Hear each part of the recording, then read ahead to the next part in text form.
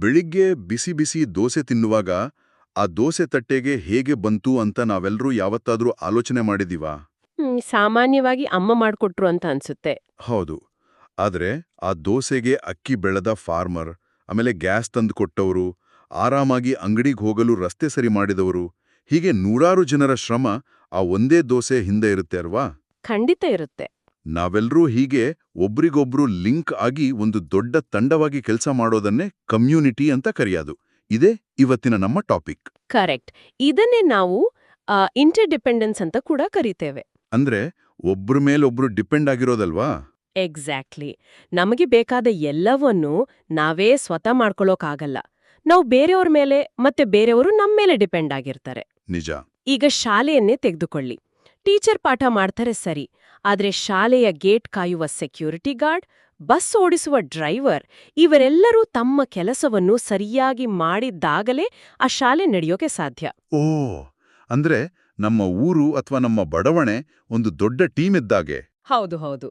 ಆದ್ರೆ ಈ ಟೀಮ್ನಲ್ಲಿ ಬರೀ ಜನರು ಮಾತ್ರ ಇರ್ತಾರಾ? ಅಥವಾ ನಾವು ಬಳಸುವ ವಸ್ತುಗಳು ಇದರಲ್ಲಿ ಸೇರ್ತಾ? ಒಳ್ಳೆ ಪ್ರಶ್ನೆ. ಕೇವಲ ಜನರಲ್ಲ, ನಾವು ಬಳಸುವ ಜಾಗಗಳು ಆಮೇಲೆ ವಸ್ತುಗಳು ಕೂಡ ಈ ಕಮ್ಯುನಿಟಿಯ ಮುಖ್ಯ ಭಾಗ. ಅಂದ್ರೆ ಯಾವ ತರಹದ ವಸ್ತುಗಳು? ಉದಾಹರಣೆಗೆ ಪಂಚಾಯಿತಿಯ ನೀರಿನ ಟ್ಯಾಂಕ್, ಬೀದಿ ದೀಪಗಳು, ಅಥವಾ ನಾವೆಲ್ಲರೂ ಉಸಿರಾಡುವ ಗಾಳಿ ಮತ್ತು ಸೂರ್ಯನ ಬೆಳಕು. ಇವು ಯಾರಿಗೂ ಒಬ್ಬರಿಗೆ ಮಾತ್ರ ಸೇರಿದ ವಸ್ತುಗಳಲ್ಲ. ಇವುಗಳನ್ನು ಶೇರ್ಡ್ ರಿಸೋರ್ಸಸ್ ಅಂತ ಕರೀತೇವೆ. ಓ, ಶೇರ್ಡ್ ರಿಸೋರ್ಸಸ್. ಹೌದು. ಇದರ ಜೊತೆಗೆ ನಾವೆಲ್ಲರೂ ಸೇರಿ ಆಟವಾಡಲು, ವಾಕ್ ಮಾಡಲು ಹೋಗುವ ಪಾರ್ಕ್, ಆಮೇಲೆ ಪ್ಲೇಗ್ರೌಂಡ್ಗಳಂತಹ ಜಾಗಗಳನ್ನ ಪಬ್ಲಿಕ್ ಪ್ಲೇಸಸ್ ಅಂತ ಕರೀತೇವೆ. ಈಗ ಅರ್ಥ ಆಗ್ತಿದೆ. ನಮ್ಮ ಊರನ್ನೇ ಒಂದು ದೊಡ್ಡ ಮನೆ ಅಂತ ಅಂದ್ಕೊಂಡ್ರೆ ಅದರಲ್ಲಿರುವ ಸ್ಕೂಲ್, ಹುಷಾರಿಲ್ಲದಿದ್ದಾಗ ಹೋಗುವ ಹಾಸ್ಪಿಟಲ್ ಅಥವಾ ಹೆಲ್ತ್ ಸೆಂಟರ್ ಇವೆಲ್ಲ.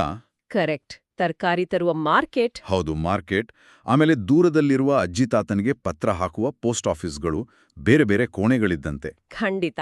ಆದ್ರೆ ಏನ್ ಗೊತ್ತಾ, ಈ ಎಲ್ಲ ಜಾಗಗಳಲ್ಲಿ ಕೆಲಸ ಮಾಡೋರು ಯಾರು?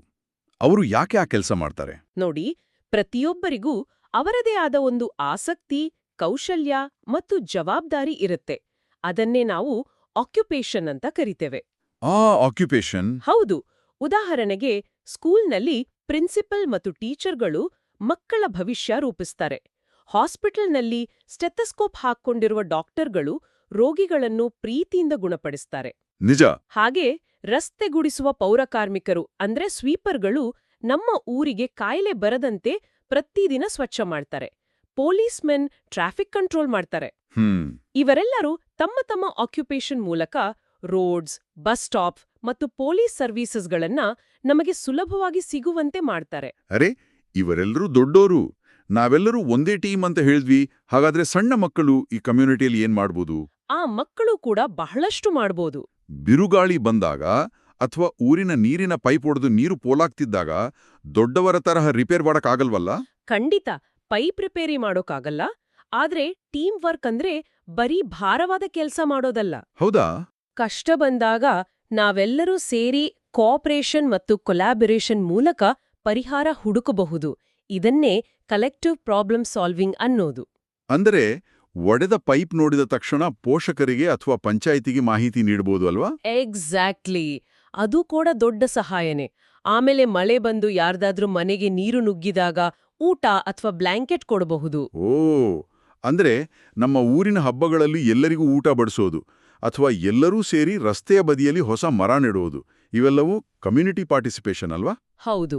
ನಮ್ಮ ಊರು, ನಮ್ಮ ಪಬ್ಲಿಕ್ ಪ್ಲೇಸಸ್ಗಳನ್ನು ಸ್ವಚ್ಛವಾಗಿಟ್ಟುಕೊಳ್ಳುವುದು ನಮ್ಮೆಲ್ಲರ ಜವಾಬ್ದಾರಿ.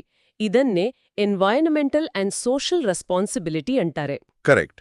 ಗೋಡೆಗಳ ಮೇಲೆ ಗೀಚದೆ ಇರೋದು. ಹೌದು. ಕಸದ ಬುಟ್ಟಿಯಲ್ಲೇ ಕಸ ಹಾಕೋದು, ಗಿಡಗಳಿಗೆ ನೀರು ಹಾಕೋದು, ಇಂಥ ಸಣ್ಣ ಸಣ್ಣ ಕೆಲಸಗಳಿಂದಲೇ ಪುಟ್ಟ ಮಕ್ಕಳು ಕೂಡ ಕಮ್ಯುನಿಟಿ ಸೂಪರ್ ಹೀರೋಸ್ ಆಗಬಹುದು. ಇದು ನಿಜಕ್ಕೂ ಅದ್ಭುತವಾಗಿದೆ.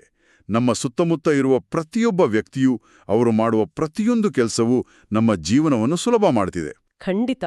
ನಾವೆಲ್ಲರೂ ಈ ಕಮ್ಯುನಿಟಿ ಎಂಬ ಸುಂದರವಾದ ಟೀಮ್ನ ಮುಖ್ಯವಾದ ಆಟಗಾರರು. ಹೌದು. ಅದಕ್ಕೆ ನಾಳೆ ಯಾರಾದ್ರೂ ರಸ್ತೆಯಲ್ಲಿ ಹೋಗುವಾಗ ಟ್ರಾಫಿಕ್ ಪೊಲೀಸ್ ಅಥವಾ ಕಸಗುಡಿಸುವರನ್ನು ನೋಡಿದ್ರೆ ಇವರು ಕೂಡ ನಮ್ಮದೇ ಟೀಮ್ನ ಮೆಂಬರ್ ಅಂತ ನೆನ್ಪಿಸ್ಕೊಳ್ಬೇಕು. ಅವರು ಮಾಡುವ ಕೆಲಸದಿಂದಲೇ ನಾವು ಆರಾಮಾಗಿರೋಕೆ ಸಾಧ್ಯ. 100ಕ್ಕೆ 100 ಸತ್ಯ. ಸೊ ಇಲ್ಲಿಗೆ ಒಂದು ಸಣ್ಣ ಆಲೋಚನೆ. ಮುಂದೆ ದೊಡ್ಡವರಾದ ಮೇಲೆ ಈ ಕಮ್ಯುನಿಟಿಗೆ ಸಹಾಯ ಮಾಡಲು ಯಾವ ಹೊಸ ಆಕ್ಯುಪೇಷನ್ ಅನ್ನು ಸೃಷ್ಟಿ ಮಾಡಬಹುದು ಅಂತ ಯೋಚನೆ ಮಾಡಬೇಕು. ಯಾರು ಕಂಡಿದ್ದಾರೆ ಆ ಹೊಸ ಕೆಲಸ ಈ ಇಡೀ ಜಗತ್ತನ್ನೇ ಬದಲಾಯಿಸಬಹುದು.